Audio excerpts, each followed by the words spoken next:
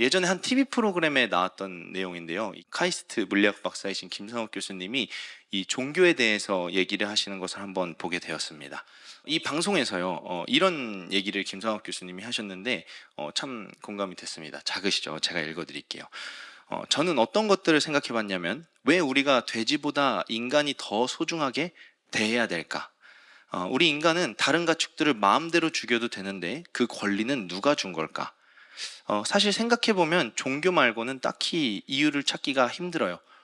사실 과학으로는 나나 돼지나 별로 다를 게 없거든요 라는 얘기를 했습니다. 저도 참 동의가 되는 부분이었습니다. 일단 과학자의 시선으로요, 동물이나 인간이나 똑같은 세포 덩어리일 뿐입니다. 뭐 돼지나 소, 인간이나 크게 다를 바가 없다라는 것입니다. 이 과학이라는 기준 안에서요, 동물이나 인간은 별로 구분되는 존재가 아닙니다. 과학자의 시선으로는 이게 해석이 되지 않는다라는 것입니다. 딱히 종교 말고는 이유를 찾기가 어렵다라는 얘기가 참 공감되는 말이었습니다. 한편으로는 아무리 과학이 발전하고 기술이 발전하고 사상이 발전해도 우리의 존재의 의미나 가치에 대해서는 정해주지 못하지 않는가, 어떤 한계 아래 있지 않는가라는 생각을 하게 됐습니다. 존재 이유나 진리는 사실 별도의 영역이다라는 생각이 좀 들었습니다. 영국의 한 소설가 제닛 윈터스라는 사람도요, 비슷한 얘기를 했는데요. 인간에게 의미 없는 삶은 동물의 자의식 없음과 달리 조금도 존엄성을 가지지 못한다. 우리는 그저 먹고 자고 상냥하고 사냥하고 번식하기만 할 수는 없다. 우리는 의미를 찾는 피조물이다. 서구 세계는 종교를 제거했지만 우리의 종교적 충동을 제어하지 못했다. 우리는 돈과 여가, 사회적 진보만으로 충분하지 않은 것 같다. 더 고상한 목적, 삶의 어떤 의미가 필요해 보인다라는 글을 썼습니다. 동물과 다르게 인간은 어떠한 의미를 찾는 피조물이다라는 것입니다.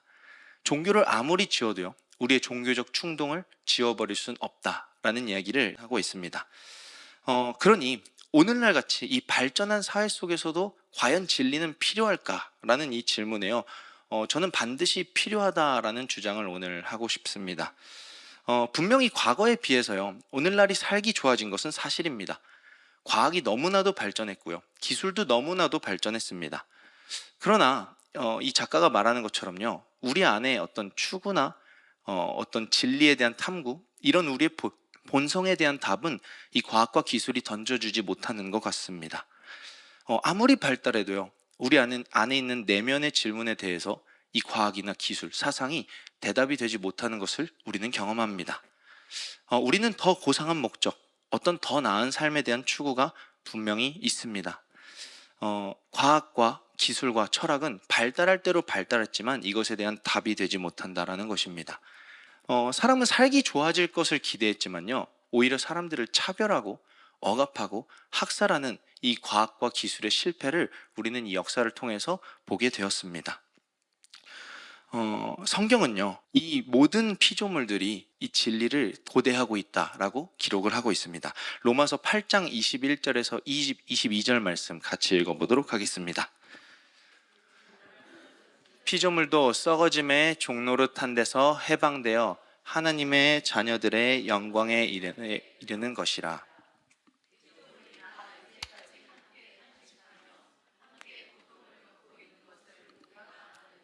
아멘. 네, 지금 로마서에서도 말하는 것도요, 이렇게 살기 참 좋아졌지만요, 이 시대는 신음하고 있다라고 이야기하고 있습니다. 우리뿐만 아니라 성경이 증언하는 바는요, 모든 피조물들이 다 이것에 대해서 고통받고 신음하고 있다라고 이야기하고 있습니다. 우리 모두를 자유에 이르게 하는 이 진리가 분명하게 필요합니다. 성경은요, 이 아름다움을 회복하시는, 이 진리를 회복하시는 하나님에 대해서 기록하고 있습니다. 우리가 잃어버린 아름다움, 우리가 하나님의 자녀로 사는 즐거움과 자유함, 기쁨에 대해서 성경은 기록하고 있다라는 것입니다. 우리가 믿는 신앙은요, 바로 이 모든 피조물들이 이 아름다움을 회복하는 이날을 기대하면서 믿는 신앙입니다. 그래서 제가 오늘 나눠볼 것은요, 이 진리가 주는 아름다움이 무엇인지에 대해서 함께 나눠보려고 합니다. 그리고 또한 이 많은 이들이요, 기독교에 대해서 참 안 좋은 시선을 가지고 있죠. 너네만 진리냐? 네 말만 맞냐? 내 말도 맞다 라고 얘기를 합니다. 기독교는 너무 배타적이지 않은가에 대한 오해도 좀 이 시간 짚고 넘어가 보려고 합니다. 제가 이 아름다움에 대해서 얘기하기 전에요. 먼저 짚고 가고 싶은 것은 기독교는 참 배타적이다라는 시선입니다.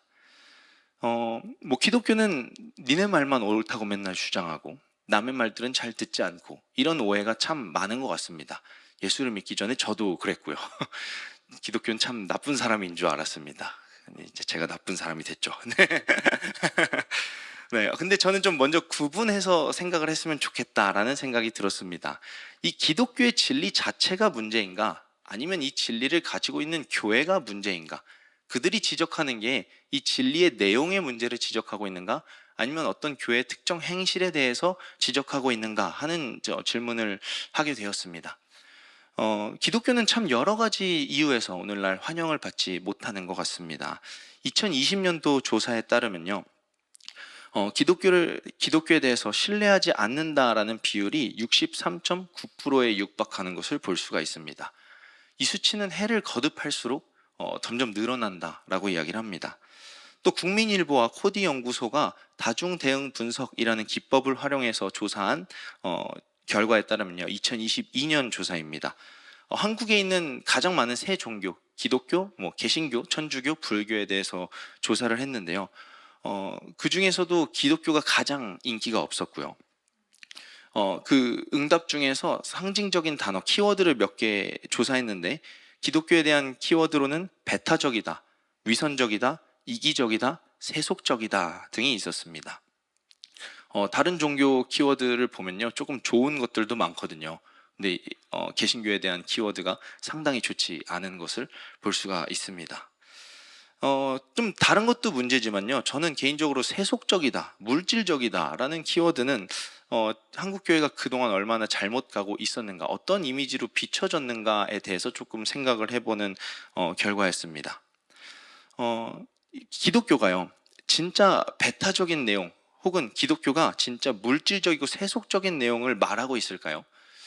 저는 그렇지 않다고 생각합니다. 사실 이러한 결과가 나온 건요, 진리가 문제가 있다기보다도 진리를 가지고 있다고 말하는 이 교회의 문제가 가장 컸다라고 생각을 합니다. 새신자들에게 좀 이거를 구별시켜주는 필요가 있다는 생각이 들었습니다. 전 교회 다닌 사람들은 다 나쁜 사람인 줄 알았다고 아까 말씀드렸죠. 근데 막상 여기 와서 보니까요, 그렇지 않다라는 것을 보게 됩니다. 비춰지는 모습하고 그 안에 담긴 것은 참 많이 달랐습니다. 최근에 이 백종원 씨가 유튜브 채널을 하면서 내꺼 내목이라는 컨텐츠를 했는데요. 백종원 씨가 여러 가지 프랜차이즈를 가지고 있죠. 그 중에서도 잘 안 되는 프랜차이즈를 찾아가서 이제 문제를 지적하고 또 교정하고 수정하는 뭐 이런 컨텐츠를 시작을 했습니다. 그 중에서도 홍콩반점이라는 중식당이 굉장히 인기가 없었거든요. 맛이 없다, 뭐 이런 평들이 너무나도 많았는데 아니나 다를까 백종원 씨가 가서 먹어보니까 뭐 내용물도 없고 조리법도 알려준 데랑 너무 다르고 이랬더니 이제 막 역정을 내기 시작했죠.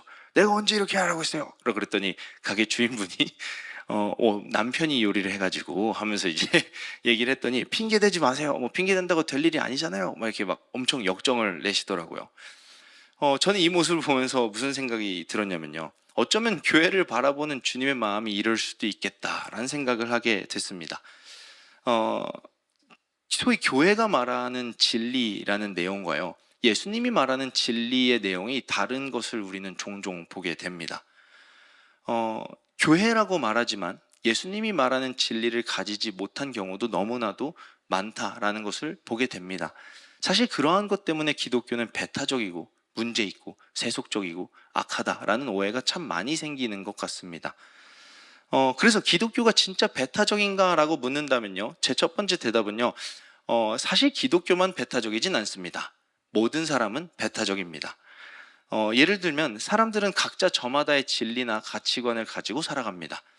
돈밖에 모르는 사람한테 어느 이상가가 가가지고 당신은 꿈을 꾸셔야 됩니다, 돈보다도 이상적인 것들, 꿈을 꾸고 더 나은 것을 기대하면서 살아보십시오 라고 한다 한들 돈밖에 모르는 그 사람은 절대 마음을 돌이키지 않을 것입니다. 왜냐하면 내가 믿고 있는 가치가 사실 가장 중요한 가치이기 때문입니다. 그런 의미에서요, 사람들은 각자 저마다의 배타성을 가지고 있습니다. 그리고 이 배타성이 반드시 나쁜 것만은 또 아닙니다. 이 사람을 주체적으로 살아가게 하고 열심히 살아가게 하는 원동력이 되기도 합니다. 또 두 번째는요, 이 배타적이다라는 말을 조금 다시 살펴볼 필요가 있는데요. 이게 어떤 우열을 얘기하고 차별을 얘기하고 막 억압하고 규제하는 이런 배타적인 의미라면요. 사실 거기에 대해서 기독교가 과연 그러한가라고 했을 때 저는 동의하기가 좀 어렵습니다. 어떤 의미에서 기독교는 굉장히 이타적인 종교다라고 얘기할 수 있습니다. 제가 만났던 예수는요, 모두가 꺼려하던 그들과 항상 함께 있던 분이었습니다. 성경에서는요, 노예제도를 찬성하거나 옹호하거나 누가 더 낫거나 누가 더 열등하거나 이런 것에 대해서 이야기하지 않습니다. 모든 이들을 노예로부터 해방시키겠다라는 선언을 하나님은 하시고요. 모든 이들이 종된 삶에서 자유롭게 하겠다라고 오늘 본문 말씀도 이야기하고 있습니다. 그러니 이기적이고 배타적으로 살아가는 세상 속에서 사랑을 외치는 분이 주님이었다라는 것을 우리는 기억해야 됩니다. 그러니 어쩌면 기독교는 그렇게까지 세상에서 말하는 것처럼 배타적이지 않을 수 있다라는 것을 우리는 기억해야 됩니다. 기독교가 위선적인가요? 혹은 뭐 착하게 살라라고 예수님이 얘기하시나요? 예수님은 그런 종류의 종교인을 굉장히 싫어하셨습니다. 외식하지 말라고 하셨고요. 바리새인과 서기관의 누릇, 그 행위를 조심하라라고 이야기하셨습니다. 이런 것들을 살펴보면서요, 제가 발견한 것은 이것이었습니다. 이 기독교가 가지고 있는 진리, 레시피 자체에는 문제가 없습니다. 문제는 이 레시피를 가지지 않고 그분의 이름을 쓰고 있는 교회가 문제다라는 것이었습니다. 예수는 단 한 번도요, 네가 원하는 것을 이뤄줄 것이다 라고 얘기하지 않았습니다. 네가 원하는 목표에 도달하게 해주실 것이다 라고 약속하지 않았습니다.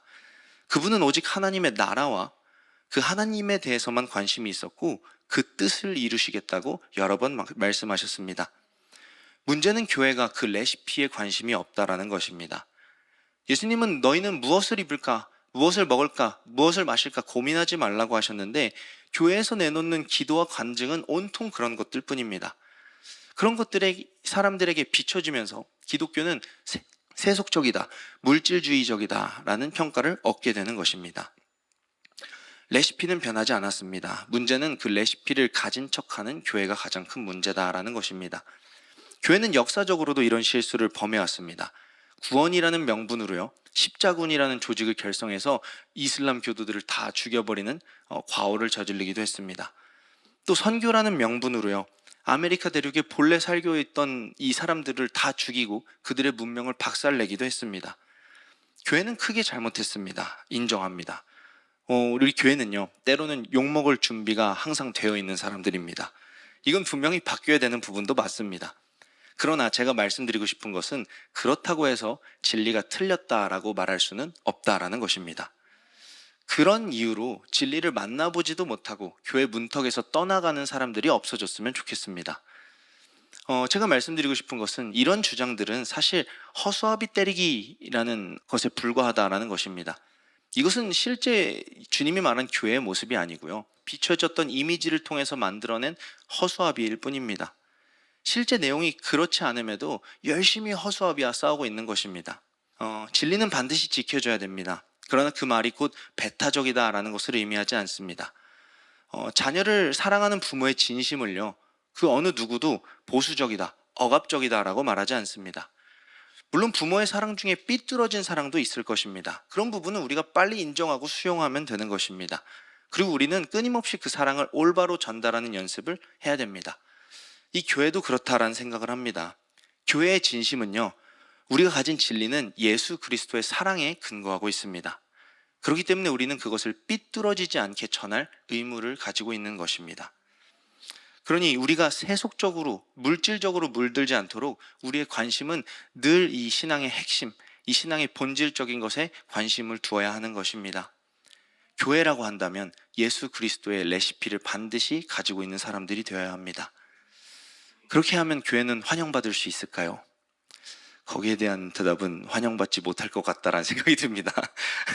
왜냐하면 예수님도 누구한테 환영받지 못했습니다. 그러나 예수님도 환영받지 못했으나 당신을 진심으로 필요로 하는 이들에게 항상 가서 그 진리, 그 레시피를 항상 전달해 주셨습니다. 우리 교회 할 일은 그거면 되지 않는가라는 생각을 합니다. 너무 이쁘게 보일 필요는 또 없습니다. 우리는 그 사랑, 그 가치를 필요로 하는 이들에게 가서 마땅히 그들의 언어로 그들에게 전달해 주면 되는 것입니다. 그렇다고 한다면 우리의 진리는요, 한편으로는 배타적이지만 한편으로는 가장 이타적인 사랑이 아닌가라는 생각을 하게 되었습니다. 우리는요, 내 말의 옳음을 주장하는 것이 아니라 사랑으로 그 진리를 전해야 하는 것입니다. 우리는 제도적인 것, 또 억압받는 이 일들, 그들 앞에 서가지고 이 진리를 마땅히 그들의 언어로 바꿔서 전달해 주어야 합니다. 모두가 이 현실을 논하고 또 이 물질적인 것을 논할 때 우리 기독교만이 본질적인 것에 대해서 질문하고 답을 줄 수 있어야 합니다. 레시피가 변하지 않았다면, 초대교회부터 이어진 그 레시피가 변하지 않았다면 교회의 역할은 크게 달라지지 않을 것입니다. 그러면 그런 오해를 좀 걷어내고 다시 본래 질문으로 돌아오면요, 오늘날에도 과연 진리는 필요할까? 이거 너무 구시대적인 발상이 아닌가? 참 많은 청년들이 이렇게 묻는 것 같습니다. 꼭 예수를 믿어야 됩니까? 꼭 종교를 가져야 됩니까? 최근 조사를 보니까요, 청년들 중에 한 거의 60% 정도가 이 진리나 종교적인 것들에 관심이 사라지고 있다라는 조사가 또 있었습니다. 점점 이 말이 만연해지고 있는 세상입니다. 이것에 대해서 다마스커스라는 이 기독교 선교사 유튜버 한 분이 계시는데요, 그분이 이 포스트 모던 시대를 이렇게 정의하는데 참 재밌었습니다. 뭐라고 얘기했냐면, 빌라도가 예수님한테 진리가 무엇이냐라고 물었는데 이제는 그걸 묻는 빌라도를 데려다가 십자가에 못 박으려는 시대가 된 거죠 라는 얘기를 합니다. 네, 재미있지 않나요?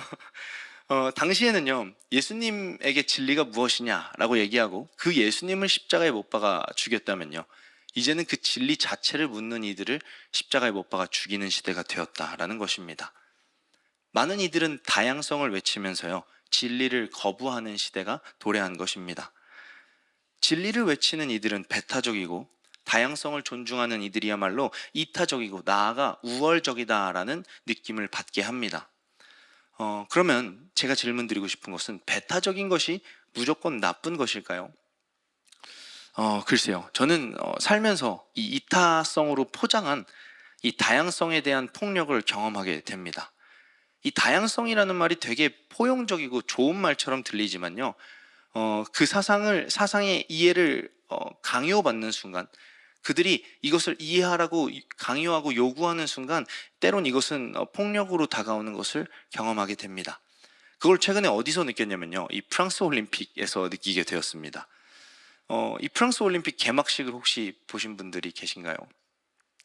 제 문화적 소양이 부족한가에 대해서 여러 번 질문하게 되는 시간이었습니다. 그래서 내가 이해를 못한 건가 해서 여러 가지 해석을 찾아봤는데요, 저와 같은 생각을 가지신 분들이 참 많았습니다. 아무리 들여다봐도 이 퍼포먼스는 자유와 관용이라는 미명 아래서 행해진 해괴막측한 퍼포먼스였습니다. 어떤 퍼포먼스가 있는지 한 가지만 보여드리면요, 이런 퍼포먼스가 있었습니다. 이게 여러분 지금 올림픽 개막식입니다.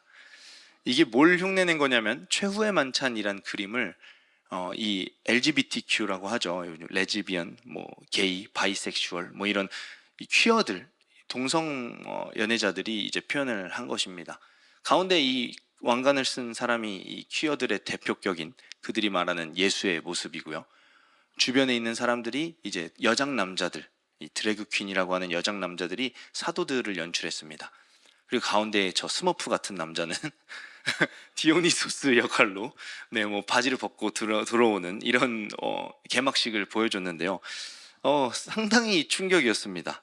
단순히 동성애가 죄다 아니다 이런 걸 떠나서요, 이걸 어느 정도까지 예술이라고 받아들여야 되는지에 대한 질문이 제 머릿속을 떠나질 않았습니다. 저한테 이 개막식은요, 사실상 폭력 같았습니다. 다양성을 엄청 강조하고 싶었지만 저는 이 다양성을 받아들이고 싶지가 않았습니다. 저는 올림픽을 보고 싶었지만요, 이 개막식을 자녀들에게 보여주고 싶지는 않았습니다. 이거는 다양성이라는, 포스트 모더니즘이라는 이름 안에서 행해진 폭력이 아닌가라는 생각을 하게 되었습니다. 인간에게요, 자연스럽게 드는 감정 중에 하나는 혐오감과 불편한 감정입니다. 이것은 인간의 안전에 대한 기본적인 욕구다라는 생각을 합니다. 예를 들어 어떤 음식이 주는 혐오감은요, 우리는 자연스럽게 경험하게 됩니다. 저는 번데기를 못 먹습니다. 번데기를 보면 라고 하면서 혐오감이 듭니다. 그렇지만 옆에서 제 아내인 김한준 선생님은 우걱우걱 잘 씹어 먹죠. 이런 것처럼요. 기본적인 안전에 대한 욕구가 있다면 혐오감과 또 불쾌한 감정은 자연스러운 감정입니다. 중고등부한테 이 사진을 보여줬거든요. 이게 좀 요즘 중고등 사이에서 논란이 있는 좀 호불호가 있는 음식들입니다. 소래눈이라는 음료수 다들 좋아하시죠? 근데 중고등부는 아무도 먹지 않습니다.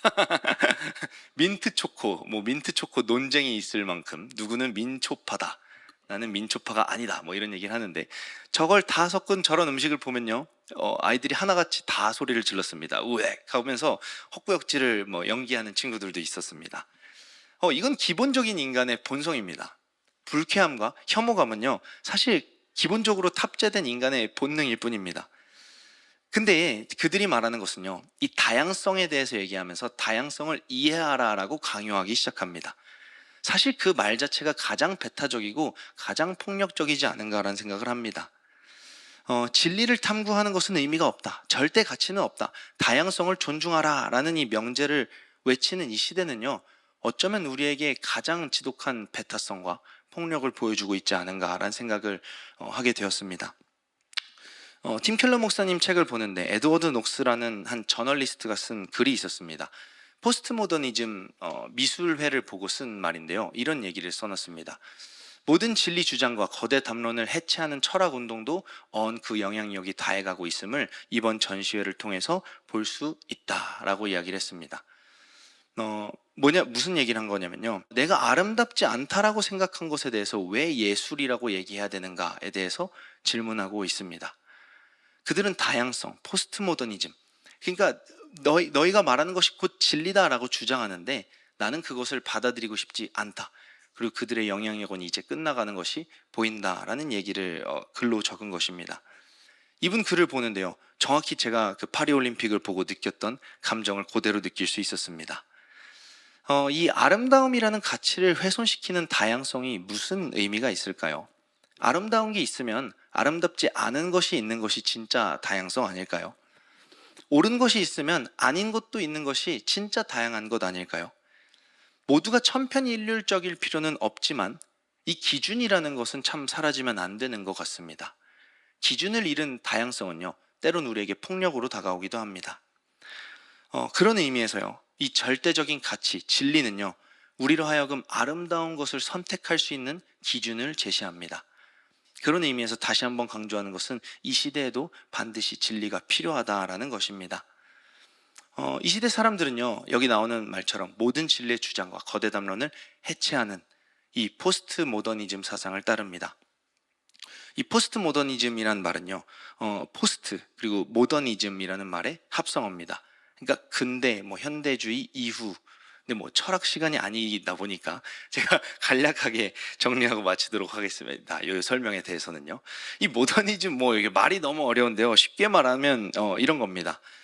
이전까지의 사람들은요, 이성을 굉장히 강조했습니다. 이제 신은 없다, 이성이 신의 역할을 대체할 수 있다라는 말을 떠들어대기 시작했습니다.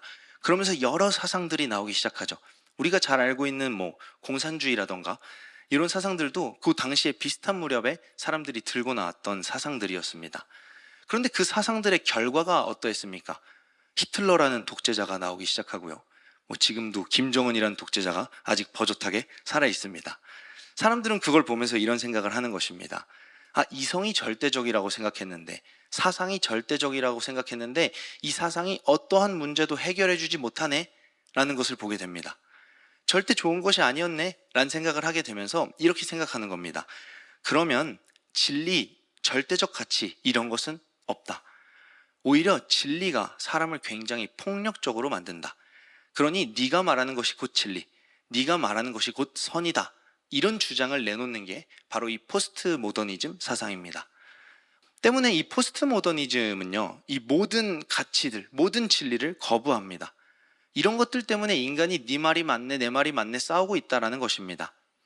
그런데요, 잘 생각해보면요, 이러한 주장은 조금 모순이 있습니다.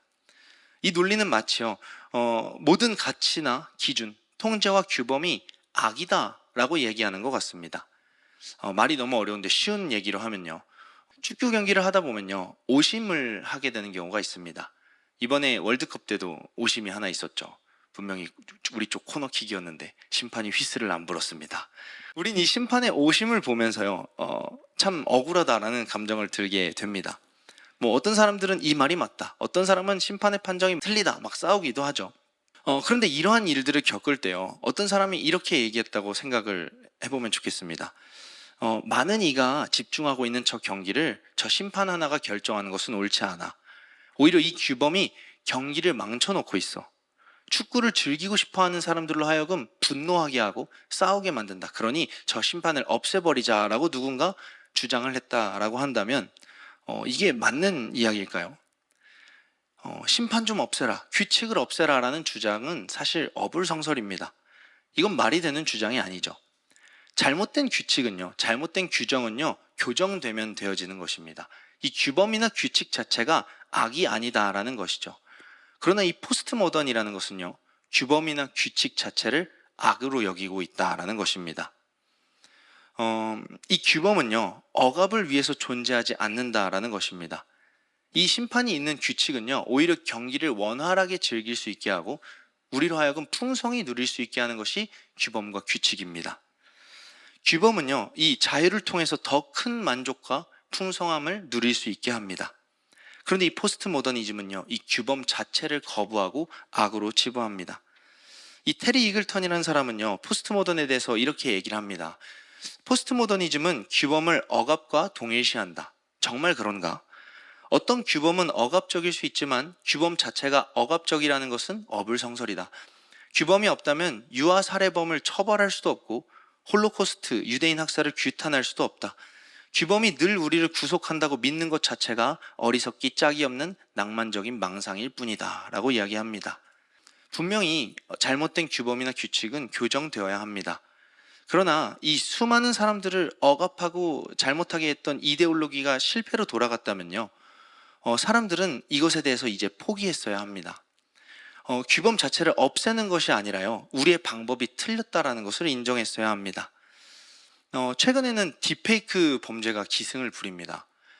정말 말도 안 되는 범죄와 악한 일들이 쏟아져 나오고 있습니다. 그런데 이것을 처벌할 기준이 되게 모호하다라고 합니다. 기준이 사라지면요, 인간 안에 있던 수많은 악한 것들, 본성들이 올라오게 되는 것 같습니다. 인간의 악함은 참 창의적입니다. 끔찍하고 구역질이 납니다. 이것을 통제할 규범과 규칙은 반드시 필요하다라는 것을 이러한 것들을 통해서 보게 됩니다. 우리는 이 규제, 진리라는 것을 없애는 것이 아니라 무엇이 진짜 중요한 가치인지, 무엇이 진리인지에 대해서 오히려 인정하고 찾아가야 하는 것 같습니다. 여러분도 이런 생각을 하신 적 있습니까? 인간이 참 악하다. 그런데 이것을 통제할 규범이 사라진다면요, 기준이 사라진다면 우리가 사는 세상은 그야말로 아수라장이 될 것입니다. 과학과 기술이 발전했다라는 얘기는요, 그것에 맞는 기준과 규범이 필요하다라는 것을 이야기합니다.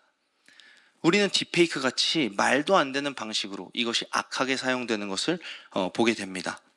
그러니 우리는요, 반드시 이 기준에 의해서 통제되어야 하고 반드시 우리를 옳고 그름을 분별할 수 있는 기준 앞에 내어놓아야 합니다.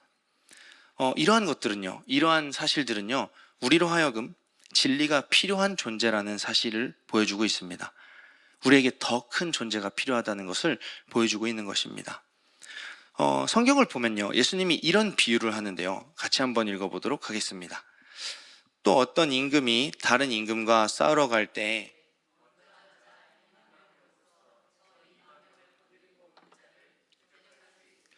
헤아리지 아니하겠느냐? 만일 못할 터이면 그가 아직 멀리 있을 때에 사신을 보내어 화친을 청할지니라. 이와 같이 너희 중에 누구든지 자기의 모든 소유를 버리지 아니하면 능히 내 제자가 되지 못하리라. 아멘.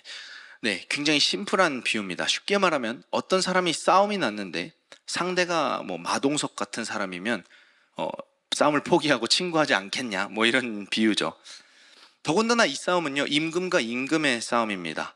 많은 이들의 생명을 담보로 하는 싸움에서는요, 싸움의 피해를 최소화하는 것이 가장 옳은 선택일 것입니다. 수많은 이데올로기, 수많은 사상들이 내세운 모더니즘은 실패했습니다. 그렇다면 사실 인간이 취했어야 될 가장 올바른 반응은요, 우리 방법이 틀렸다라는 것을 인정하고 하나님께 이 진리 앞에 돌아왔어야 하는 것입니다. 그러나 사람은요, 아직 희망의 끈을 놓지 못한 것 같습니다. 이전에 모든 것들을 부정하고 새로운 사상들을 내어놓기 시작합니다. 그것이 바로 포스트 모던이라는 거죠. 내가 진리다라는 것입니다. 토머스 네이글은요, 이런 얘기를 합니다. 무덤이 당신 삶의 유일한 목표니 너무 심각하게 생각하는 것은 터무니없는 일입니다. 너무 삶의 진리나 이런 것들 탐구하지 마세요. 어차피 죽으면 끝입니다. 라는 글을 적어 놓은 것입니다. 받아들이고 싶은 대로 받아들이고 해석하면서 인생을 살아가십시오 라고 이야기하고 있는 것입니다. 그런데 이것에 대해서요, 아까 인용했던 이글턴이라는 사람은 이렇게 받아칩니다. 한 비유를 드는데요, 당신이 길을 가다가 호랑이를 만났다라고 칩시다. 그런데 그 호랑이를 사력을 다해서 얌전하고 푸근한 고양이라고 해석을 해보십시오. 당신이 만약 그렇게 하더라도 실제로 그것을 시도하다가는 아예 살아남지 못할 것입니다 라는 얘기를 합니다. 의미나 진리라는 것을 우리가 과연 지어내면서 살 수 있을까라는 질문을 던지고 있는 것입니다. 우리가 과연 진리를 정의하면서 이것이 옳다, 이렇게 살아야 한다라고 살 수 있을까 하는 질문을 던지는 것입니다. 그리고 그는 덧붙입니다. 실제로 이렇게 살아가는 사람은 아무도 없다. 우리는 그럴 수 있는 존재가 아니다라는 것입니다. 왜냐면요, 이 세상의 악한 것들은요, 우리의 해석과 상관없이 존재합니다. 우리가 그렇게 받아들이더라도 그 내용이 호랑이라는 사실은 절대 변하지 않는다라는 것입니다. 최근에 이것에 대해서 생각을 하게 됐는데요, 최근에 저희 교회에 개띠들이 몇 명 있습니다. 고재혁 성도님도 계시고요, 황준식 집사님도 계시고요. 그러면 12살, 12살 이렇게 차이가 나거든요. 근데 이 개 3마리가 황준식 집사님 차에 한 번 다 모인 적이 있었습니다. 그래서 각 연령대별로 겪게 되는 것들에 대해서 좀 얘기하는데, 그때 좀 저는 이쯤 되면 이런 생각들을 하면서 살게 되는구나 했던 것 같습니다. 황준식 집사님이 이런 얘기를 하셨어요. 이제 친구들 부모님이 거의 다 돌아가시고 있다라는 얘기를 하셨습니다. 근데 고재혁 성도님께서 맞아, 그 시기가 딱 그럴 나이야 하는데, 그러면 나도 한 10년 15년 뒤면은 저러한 것들을 경험하면서 살겠구나 라는 생각을 하게 됐습니다. 그러면서 한편으로 생각이 든 것은, 내가 그 죽음이라는 것을 어떻게 받아들일 수 있을까? 내가 가장 사랑하는 이가 죽어가는, 내 부모가 죽는다라는 것을 어떻게 받아들일 수 있지? 라는 생각을 하게 되었습니다. 이게 만약에 우리에게 해석의 권한이 주어지고 우리가 진리라는 것을 말할 수 있게 되면 과연 해결될 수 있는 문제인가 하는 질문을 하게 되었습니다. 이것은 그냥 해석으로 받아들일 수 있는 문제가 아닙니다. 내가 사랑하는 이의 죽음을요, 단순히 내 주장이나 주관으로 해석한다고 해서 그것을 해결하고 또 받아들일 수는 없는 것입니다.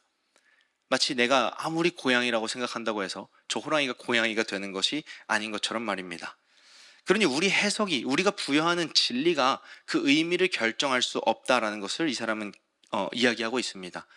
그러니 우리는 더 나아질 것이다, 더 좋아질 것이다 라는 이런 의미 없는 부정이 아니라, 때로는 그 비유 속의 사람처럼 내가 망했습니다, 내가 더 나아갈 수 있는 방법이 없습니다 하고 엎드리는 것이 오히려 우리가 살 수 있는 가장 확실한 방법이 아닌가라는 생각을 하게 됩니다. 우리는 의미 없는 부정을 하는 것이 아니라요, 비참한 존재로 솔직하게 드러날 때 비로소 현실에 타당한 답을 생각할 수 있게 되는 것 같습니다. 오늘 말씀뿐만 아니라요, 성경 곳곳에서 예수님은 자신을 진리라고 소개합니다. 그러나 이 말은요, 내가 진리니까 나만 믿고 다른 데는 귀 닫고 살아, 진리를 지키기 위해서 배타적으로 폐쇄적으로 살아, 뭐 이런 이야기가 아닙니다. 이것은 주님이 보여주셨던 진리와는 좀 거리가 있습니다. 또 진리는 어떤 명제, 말 하나를 믿는 것이 아닙니다. 그래서 그것을 주장하기 위해서, 옳음을 주장하기 위해서 열심히 살아가는 것도 아닙니다. 성경에서 보여주는 진리는요, 삶의 방식이고 생활 양식이다라는 것을 보게 되었습니다. 성경은요, 이 진리를 알면 우리가 자유해질 수 있다라고 이야기합니다. 우리가 말했던 것처럼 우리 삶에는요, 이 다양성이라는 것을 통제할 수 있는 기준이란 게 필요합니다. 또 지독하게 나밖에 모르는 이 자기 중심성으로부터 벗어날 수 있는 자유도 필요합니다. 주님은 그러한 자유를 위해서 이 땅에 오셨다라고 이야기하고 있습니다. 우리는요, 주님 안에서 참된 다양성과 참된 자유, 또 참된 아름다움을 받아서 누릴 수 있는 것입니다. 오늘 본문 말씀이 진리가 너희를 자유케 하리라 라는 말씀이었습니다. 그 말씀 앞쪽으로 돌아가면요, 가늠하다 현장에서 잡힌 여자 한 사람이 등장을 합니다.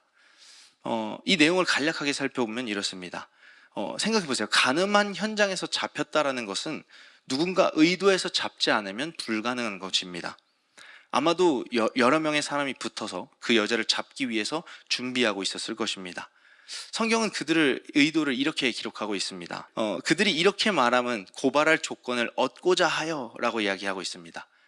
예수, 그 진리를 고발할 조건을 얻고자 하여, 예수가 너무 마음에 안 들었던 것입니다. 저는 이것을 보면서 이런 생각을 했습니다. 그렇게 이타적이고 다양성이 있다라고 말하는 세상은요, 사실 나 자신을 위해서 얼마든지 사람을 이용하고 도구로 사용할 수 있을 뿐만 아니라 과감하게 돌을 집어들 수 있는 사회다라는 것입니다. 사실 나를 숭배하는 것, 내가 곧 진리다라는 것만큼 배타적인 사상은 없습니다. 나를 숭배하는 종교만큼 잔인한 것은 또 없다라는 생각을 합니다. 그들은요, 저마다 돌을 집어들고 예수를 시험합니다. 당신이 말하는 그 진리는 이 여자에 대해서 무엇이라고 말합니까? 라고 질문합니다. 이 여자를 어떻게 할까요? 그때 예수님은 이렇게 얘기합니다. 너희 중에 죄 없는 자가 먼저 돌로 치라 라고 이야기를 합니다. 이 말씀을 듣고 사람들은 저마다 돌을 내려놓고 떠나가는 것을 볼 수가 있었습니다. 진리는 우리의 한계를 명확하게 보게 한다라는 것입니다. 사실 우리 인간은 대단한 척하면서 살지만 쉽게 한계를 경험하면서 삽니다. 인간이 악하다라는 사실은 두말하면 잔소리일 것입니다. 우린 너무 많이 이것을 경험하면서 살게 됩니다. 내가 얼마나 악한지, 또한 악한 일을 여러 번 당하다 보면 사람이 참 악하다라는 생각을 하게 되는 것 같습니다. 그럼에도 사람은요, 애써 인간이 선하게 살 수 있다라고 믿으면서 그 희망으로 살아가는 것 같습니다. 아직까지는 내가 할 수 있다라는 거죠. 그러나 또한 우리는 악의 문제뿐만이 아니라 고난의 문제에서 쉽게 넘어집니다. 삶의 어려운 순간, 이를테면 제가 아까 말씀드린 사랑하는 이의 죽음 같은 경우는요, 우리가 우리의 주관으로, 우리의 진리대로 받아들일 수 있는 문제가 아닙니다. 죽음 앞에서 우리가 가지고 있는 지식들과 사상들이 어떤 힘을 가질 수 있을까요? 인간은요, 악함과 고난과 죽음 앞에서 신음합니다.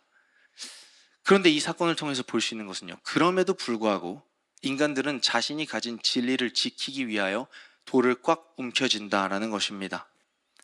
자신의 신념은 틀리지 않았다라는 것입니다. 오히려 내 신념을 방해하는 모든 것들을 부정하기 시작합니다.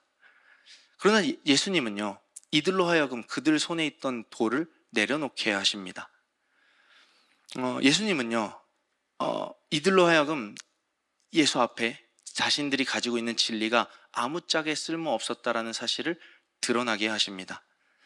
성경은요, 이 악함과 고난과 죽음의 문제를 죄의 문제다라고 다루고 있습니다. 이 악함과 고난과 죽음 때문에 신음하는 존재를 죄인이라고 이야기합니다. 예수님은요, 돌을 들었던 이들에게 묻습니다.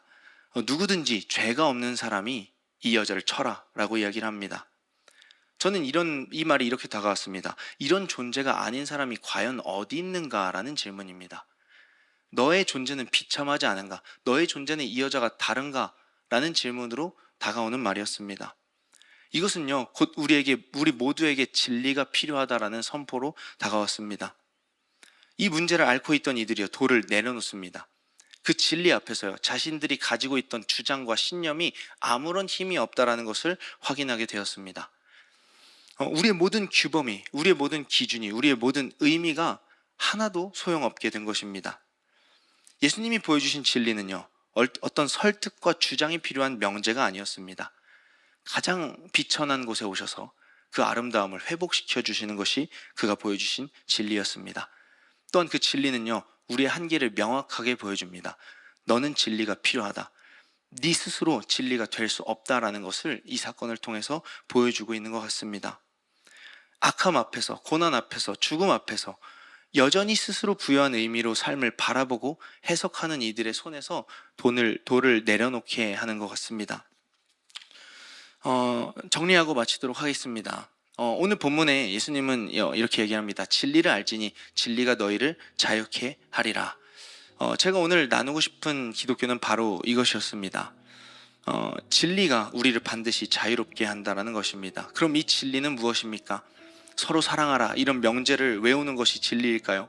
이런 것을 알아서 삶이 좀 윤택해지는 게 진리일까요? 저는 이 진리에 대해서 묵상하다가요, 한 말씀을 하나 읽게 되었습니다. 예레미야 5장 1절 말씀인데요. 너희는 예루살렘 거리로 빨리 다니며 그 넓은 거리에서 찾아보고 알라. 너희가 만일 정의를 행하며 진리를 구하는 자를 한 사람이라도 찾으면 내가 이 성읍을 용서하리라 라는 것입니다. 하나님은 뭐라고 외치셨냐면 너희는 빨리 다니며 이 넓은 거리에서 찾아보라 라고 얘기합니다. 넓은 거리에서 뭘 찾아보라고 했냐면 진리를 구하는 자를 찾아보라 라고 얘기합니다. 다시 말해 아무도 진리를 구하고 있지 않았다라는 것입니다. 아무도 하나님을 진리로 여기지 않았고 아무도 하나님께 돌아올 생각이 없었습니다. 그러나 하나님의 외침은요, 빨리 다니며 그 넓은 거리를 찾아보라 라고 얘기합니다. 진리를 뜻하는 히브리어 에메트는요, 이런 의미를 담고 있습니다. 하나님이 신실하게 그 사랑의 언약을 지켜나가신다. 이것이 우리가 믿고 있는 진리입니다. 처음부터 끝까지 변하지 않는 하나님의 말씀이라는 의미가 히브리어로 에메트, 진리라는 의미입니다. 그러므로 진리는요, 박박 우겨야 되는 어떤 명제가 아닙니다. 성경은요, 이 진리를 하나님의 진심, 하나님의 신실함이다 라고 표현하고 있습니다. 팀 켈러 목사님은 이렇게 얘기합니다. 기독교인은 하나님이 계셔서 사랑으로 우리를 지어 그분을 알게 하셨다라고 믿는다. 그런데 인류가 그분을 떠나 길을 잃었다. 하지만 그분은 우리를 되찾겠다고 약속하셨다라는 것입니다. 이것이 우리가 믿는 하나님의 진리이고 진심입니다. 우리는 하나님을 절대 찾지 않지만 스스로 진리를 가졌다라고 주장하지만 하나님은 끝까지 포기하지 않으신다. 우리 이 기쁨을 함께 나누고 싶었습니다. 오늘날 수많은 이들은 길을 잃었습니다. 지난 몇 주간 뉴스만 찾아봐도요, 마약이나 성범죄, 묻지마 범죄들의 소식들이 참 잔인하게 울려 퍼지고 있습니다. 우리는 어디로 가고 있는가를 좀 질문하게 되는 소식들이었습니다. 어떤 사람들은 이렇게 이야기합니다. 그런 소식들은 어느 때나 있었고 인간사가 다 그렇게 나쁘게 사는 거지. 근데 이젠 좀 정도를 넘어갔다라는 뉴스들도 심심치 않게 들립니다. 우리는 어떤 존재이고 어디로 가고 있을까요? 부족한 것이 그 수많은 기술 발달로 채워졌지만 왜 우리 삶은 나아지지 않을까요? 어떤 사람들은요, 모든 종교가 같은 목적지로 가기 때문에 진리는 필요하지 않다라고 얘기합니다. 그러나 사실 그렇지 않습니다. 스카이제선이라는 목사님은요, 목적지가 같은 것이 아니라 출발점이 같다라는 이야기를 합니다. 모든 인간은 그 길을 잃어버린 상태에서 저마다의 진리를 갈망하면서 살고 있다라는 것입니다. 그런 의미에서 인간의 진리를 찾는 행위는요, 꽤나 폭력적이고 배타적입니다. 내 말이 항상 옳고요, 내 말을 주장합니다. 그러나 기독교에서 말하는 진리는요, 우리가 찾아가고 발견하는 진리가 아닙니다. 진리는요, 제가 말씀드렸다시피 하나님의 변하지 않는 약속, 우리를 되찾겠다는 하나님의 의지입니다. 우리가 믿는 진리는요, 그 진리이신 예수가 이 땅에 왔다라는 사실입니다. 우리가 믿는 진리는 내가 찾는 진리가 아니라 내 삶에 찾아온 진리를 믿고 있는 것입니다. 그래서 우리의 진리는요, 독선적일 수 없습니다. 우리의 것이 아니기 때문입니다. 우리의 진리는 이기적일 수 없습니다. 예수께서는 그렇게 사시지 않았습니다. 우리의 진리는 길 잃은 자들에게 자유를 주는 것이고 무엇이 아름다운 것인지 그 기준을 전달해 주는 것입니다.